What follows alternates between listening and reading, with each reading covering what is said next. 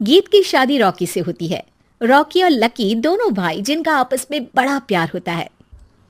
अरे वाह भाभी, क्या खाना बना है। अब तो घर में ही होटल वाला स्वाद रोज मिला करेगा। अरे लकी, तुम अभी जानते नहीं हो मुझे। तुम बस डिश का नाम बोलो, मैं तुम्हें इसी किचन में बनाकर खिलाऊंगी। चढ़ा रहा है तुम्हें ये, और तुम भी ना। गीत रॉकी के छोटे भाई को दोस्त की तरह मानती।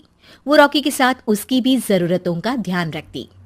लकी, ये रहे तुम्हारे कपड़े, धोकर प्रेस करवा दिया है, अलमारी में सजा लो। अरे रख दो ना भाभी अलमारी में भी। हाँ हाँ, सब भाभी करेगी तो तू क्या करेगा। रहने दीजिए ना माँ जी, शादी हो जाएगी तो खुद ही सुधर जाएगा। अरे रहने दो यार, तुम दोनों मेरे कपड़े यहीं पे रख दो। एक कपड़े अलमारी में रखने को क्या बोल दिया, शुरू हो गई। एक दिन, रॉकी सुनिए ना, कल जल्दी आ जाना, मुझे मायके जाना है, या सुबह छोड़ दीजिए और शाम को लेकर आ जाना। अरे नहीं नहीं, कल तो बिल्कुल पॉसिबल नहीं है, कल मीटिंग है।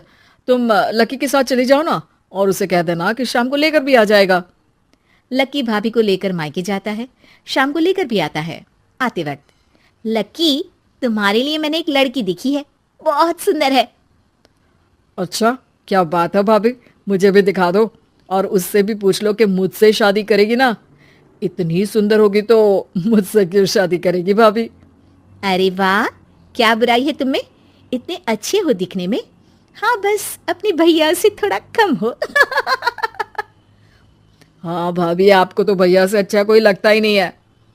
लकी, तुम्हारे भैया हैं ही लाखों में एक। रात में दोनों घर आते हैं, लेकिन थोड़ी ही देर में उनके घर रॉकी की मौत की खबर आती है। हे भगवान, ये क्या हो गया। मेरा बेटा मुझे वापस कर दो। सब मिलकर माँ और गीत को संभालते हैं। एक दिन, गीत बेटा, अब तो रॉकी रहा नहीं, तू देख ले अगर मायके जाना हो तो। गीत कुछ नहीं बोलती और कमरे में चली जाती है। एक दिन बुआ सास उन लोगों के घर आती है।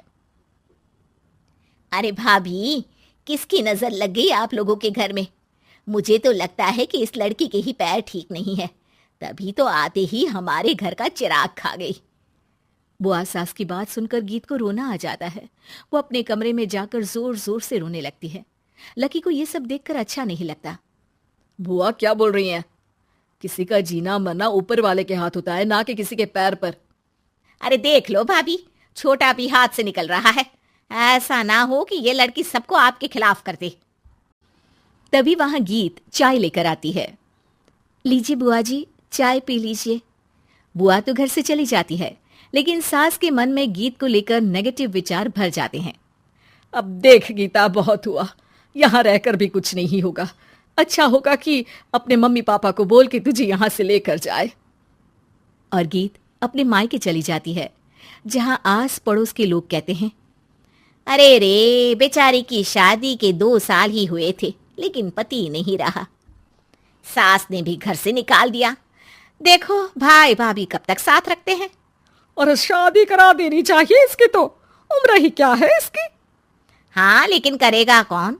एक तो शादीशुदा, ऊपर से कलंक पति की मौत का। तभी वहां लकी आ जाता है और वो पड़ोसियों की बात सुन लेता है। लकी, तुम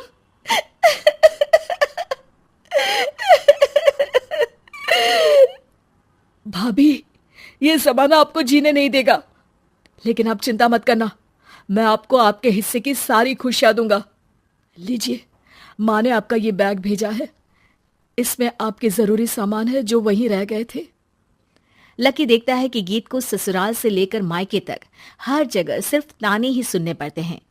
वो सीधे अपनी माँ के पास जाता है। माँ, एक बात सुनो, ये कहाँ का न्याय है। एक लड़की जो छोटी सी उम्र में अपना पति खो चुकी है, वो अब दुनिया के ताने भी झेल रही है। यार, ये तो गलत है ना माँ। हमें भाभी का सपोर्ट करना चाहिए। क्या भैया होते तो भाभी को ऐसा देखकर दुखी नहीं होते। अरे देख लकी, ये समाज ऐसा ही है, और भैया होते तो गीत की ये हालत होती ही नहीं। बिना पति के औरत को तो ये सब झेलना ही पड़ता है। लेकिन कोई तो जरिया होगा ना माँ, भाभी भी हमारे परिवार का हिस्सा है, हम कुछ तो कर सकते हैं ना उनके लिए। हिस्सा है नहीं, हिस्सा थी। और अब तू ज्यादा ना भाभी भाभी करना बंद कर दे, समझा। कुछ दिन ऐसे ही बीतते हैं और एक दिन लक्की देखता है कि गीत उसके ही कॉलेज में पढ़ने आई है। अरे भाभी, आप यहाँ कॉलेज में कैसे? लकी, मैंने पढ़ने का निर्णय लिया है। शादी के कारण मेरी पढ़ाई को बीच में ही रोक दिया गया था, पर अब जब कुछ नहीं बचा तो मैंने सोचा पढ़ाई में ही मन लगाऊं। अरे आपने बिल्कुल सही सोचा भाभी। किसी भी तरह की कोई भी जरूरत हो तो प्लीज बिना किसी हिचक के बताना, मैं हूं आपकी मदद के लिए।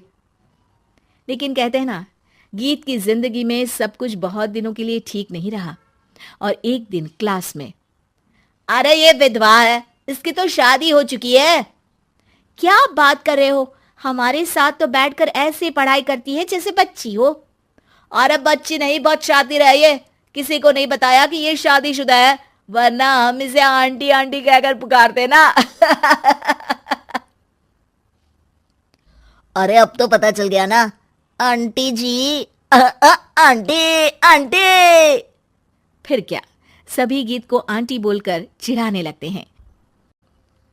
गीत को रोना आ जाता है और वो क्लास के बाहर जाकर रोने लगती है। सामने से लकी आ जाता है। अरे क्या हुआ भाभी, आप रो क्यों रही हैं? तभी पीछे से एक लड़की आ जाती है। हे हैंडसम, इस औरत से ना दूर रहना, इसके प्यार में मत पड़ जाना, क्योंकि ये शादीशुदा है। हमारे साथ झूठ बोलकर हम जैसे ही रह रही थी। हाँ तो क्या गलत है? सही उम्र में तुम्हारे माता पिता तुम्हारी पढ़ाई छुड़वा देते तो आज तुम भी शादीशुदा ही होती ना। और इनका पति नहीं रहा, उसमें इनका क्या कसूर? अरे कोई अपने जीवन को नई शुरुआत दे रहा है तो तुम लोगों को क्यों मिर्ची लग रही है? अरे तुझे बड़ी दया आ रही है, कर लेना तू शादी। लकी तब तो कुछ नहीं बोलता, लेकिन ये बात उसके मन में घर कर जाती है। और फिर एक दिन, माँ, मैं गीत से शादी करना चाहता हूँ। अरे क्या बक रहा है बेटा, तेरा भाई तो खा गई वो, अब मैं अपना दूसरा लड़का नहीं खो सकती। नहीं माँ, मैं गीत को यूं परेशान नहीं देख सकता। उसका कॉलेज में भी लोगों ने जीना मुहाल कर रखा है। मैं उनसे शादी कर उन्हें फिर से इस घर की बहू बनाऊंगा। तुम मानती हो तो ठीक है, नहीं तो मैं घर छोड़कर चला जाऊंगा। अरे मुझे मंजूर है बेटा। लकी माँ के साथ गीत के घर जाता है और उसका हाथ मांगता है। घर वाले मान जाते हैं। थोड़े से इनकार के बाद गीत भी लकी से शादी करने को मान जाती है।